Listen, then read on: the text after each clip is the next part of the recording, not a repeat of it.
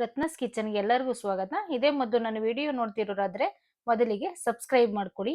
ಇವತ್ತಿನ ರೆಸಿಪಿ ಏನಪ್ಪಾ ಅಂದ್ರೆ ಅವಲಕ್ಕಿ ವಡೆ ಮಾಡೋದು. ಅದನ್ನು ಮಾಡಲು ಬೇಕಾಗಿರುವ ಇಂಗ್ರೀಡಿಯೆಂಟ್ಸ್ ಏನು ಅಂತ ನೋಡ್ಕೊಳ್ಳೋಣ ಬನ್ನಿ.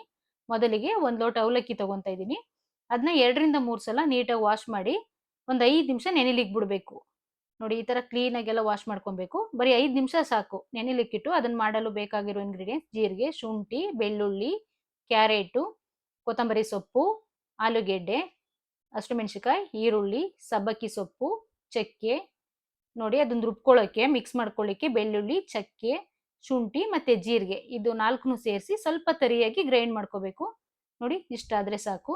ನಂತರ ನೆನೆ ಹಾಕೊಂಡಿದ್ವಲ್ಲ ಅವಲಕ್ಕಿ, ಅದನ್ನ ನೀಟಾಗಿ ಸೋರ್ಲ್ ಹಾಕೊಬೇಕು. ನೋಡಿ, ಈ ತರ ಸೋರ್ಲ್ ಹಾಕೊಬೇಕು. ತುಂಬಾ ಹೊತ್ತು ನೆನೆಸಬಾರ್ದು, ತೆಳು ಆಗ್ಬಿಡ್ತದೆ. ಆ ಸೋರ್ಲ್ ಹಾಕೊಂಡಿರೋದನ್ನ ಅವಲಕ್ಕಿ ತಗೊಂಡು ಅದಕ್ಕೆ ರುಬ್ಬಿ ಇಟ್ಕೊಂಡಿದ್ವಲ್ಲ ಈರುಳ್ಳಿ, ಶುಂಠಿ, ಬೆಳ್ಳುಳ್ಳಿ ಎಲ್ಲ ಅದನ್ನ ಸೇರಿಸಿ, ಕ್ಯಾರೆಟು ಮತ್ತೆ ಕೊತ್ತಂಬರಿ ಸೊಪ್ಪು, ಆಲೂಗೆಡ್ಡೆ ಅಂದ್ರೆ ದಪ್ಪ ಆಲೂಗೆಡ್ಡೆ ಹೊಡೆದು ನೀಟಾಗಿ ದಪ್ಪನಾಗಿ ತುರ್ಕೊಂಡಿದ್ದೀನಿ ಕೊಬ್ಬರಿ ತುರಿಯೋ ಮಣೆಯಲ್ಲಿ. ಮತ್ತೆ ಹಸಿರು ಮೆಣಸಿನಕಾಯಿ, ಈರುಳ್ಳಿ, ಕೊತ್ತಂಬರಿ ಸೊಪ್ಪು ಎಲ್ಲ ಸೇರಿಸ್ಕೊಬೇಕು. ನಂತರ ರುಚಿಗೆ ತಕ್ಕಷ್ಟು ಉಪ್ಪು ಹಾಕೊಬೇಕು. ನಾನು 1.5 ಸ್ಪೂನ್ ಹಾಕೊಂಡಿದ್ದೀನಿ. ನೋಡಿ, ಇದೆಲ್ಲ ಸೇರಿಸ್ಕೊಂಡು ನೀಟಾಗಿ ಮಿಕ್ಸ್ ಮಾಡ್ಕೊಬೇಕು. ಅವಲಕ್ಕಿ ಜಾಸ್ತಿ ನೆನೆಸಬಾರ್ದು, ನೆನೆಸಿದ್ರೆ ಏನಾಗುತ್ತೆ ತುಂಬಾ ಹೊತ್ತು ತೆಳು ಬಂದ್ಬಿಡುತ್ತೆ. ಮೀಡಿಯಂ ಆಗಿರ್ಬೇಕದು. ನೋಡಿ, ಈ ತರ ಬರಬೇಕು, ಉಂಡೆ ಕಟ್ಟೋ ಟೈಪಲ್ಲಿ ಬರಬೇಕು. ನೀಟಾಗಿ ಎಲ್ಲ ಈರುಳ್ಳಿ ಇದೆಲ್ಲ ಮಿಕ್ಸ್ ಮಾಡ್ಕೊಂಡು ನೋಡಿ ಎಷ್ಟು ಚೆನ್ನಾಗಿ ಬಂತು ಅಂತ. ಈ ತರ ಉಂಡೆ ಬರಬೇಕು. ಅತಿ ತೆಳು ಆಗ್ಬಾರ್ದು. ಸ್ಟಾರ್ಟಿಂಗ್ ಅಲ್ಲಿ ಮಾಡುವಾಗ ಕೆಲವ್ರು ವೇರಿಯೇಷನ್ ಏನಾದ್ರು ಆದ್ರೆ ಸ್ವಲ್ಪ ಅಕ್ಕಿ ಹಿಟ್ಟು ಇಲ್ಲಾಂದ್ರೆ ಚಿರೋಟಿ ರವೆ ಇದ್ರೆ ಸೇರಿಸ್ಕೊಳ್ಳಿ. ನಾನು ಕರೆಕ್ಟ್ ಆಗಿ ಬಂದಿದೆ, ನಾನೇನು ಸೇರಿಸ್ಕೊಂಡಿಲ್ಲ.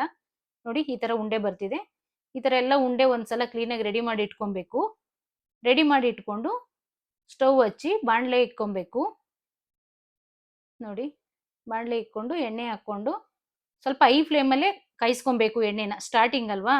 ನಂತರ ಒಂದು ಪೇಪರಲ್ಲಾದ್ರೂ ಹಾಕೋಬಹುದು. ನಾನು ಬಾಳೆ ಎಲೆಯಿಂದ, ನಾವು ಸೇಮ್ ವಡೆ ಹೆಂಗ್ ಮಾಡ್ತೀವಿ ಕಡಲೆಬೇಳೆ ವಡೆ ಎಲ್ಲ, ಈ ತರ ಹೈ ಫ್ಲೇಮಲ್ಲೇ ಬೇಯಿಸ್ಕೊಬೇಕು.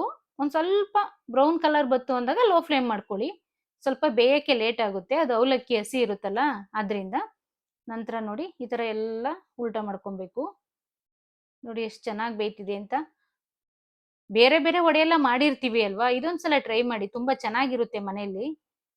ಒಂಥರ ಡಿಫ್ರೆಂಟ್ ಆಗಿರುತ್ತೆ. ಆಲೂಗೆಡ್ಡೆ, ಕ್ಯಾರೆಟ್ ಇದೆಲ್ಲ ಹಾಕಿರ್ತೀವಿ. ಮಕ್ಕಳು ಮನೇಲಿ ಯಾರು ತರಕಾರಿ ತಿನ್ನಲ್ಲ ಅಂತವ್ರಿಗೆಲ್ಲ ಇದು ಸಂಜೆ ಸ್ನಾಕ್ಸ್ ಟೈಮ್ಗೆ ತುಂಬಾ ಚೆನ್ನಾಗಿರುತ್ತೆ. ಮತ್ತೆ ಗೆಸ್ಟ್ಗಳು ಯಾರಾದ್ರೂ ಬಂದು ಅರ್ಜೆಂಟ್ ಹೋಗ್ತಾರೆ ಅನ್ನೋರ್ಗೂ ಬೇಗ ಆಗುವಂತ ರೆಸಿಪಿ ಇದು. ನೋಡಿ, ಈ ತರ ಬೇಯಿಸ್ಕೊಬೇಕು. ಅದ್ರ ಜೊತೆ ಟೊಮೊಟೊ ಸಾಸ್ ಇಲ್ಲ ಅಂದ್ರೆ ಗ್ರೀನ್ ಚಟ್ನಿ ಏನಾದ್ರೂ ಮಾಡ್ಕೊಂಡು ತಿನ್ಬೋದು. ನೀವು ಒಂದ್ಸಲ ಮನೇಲಿ ಮಾಡ್ಕೊಂಡು ಟ್ರೈ ಮಾಡಿ. ವಿಡಿಯೋ ಇಷ್ಟ ಆದರೆ ಲೈಕ್ ಮಾಡಿ, ಮತ್ತೆ ಸಬ್ಸ್ಕ್ರೈಬ್ ಮಾಡ್ಕೊಳ್ಳಿ. ನೆಕ್ಸ್ಟ್ ಏನು ರೆಸಿಪಿ ಬೇಕು ಅಂತ ಕಮೆಂಟ್ ಮಾಡಿ. ಸಿಗೋಣ ನೆಕ್ಸ್ಟ್ ವಿಡಿಯೋದಲ್ಲಿ.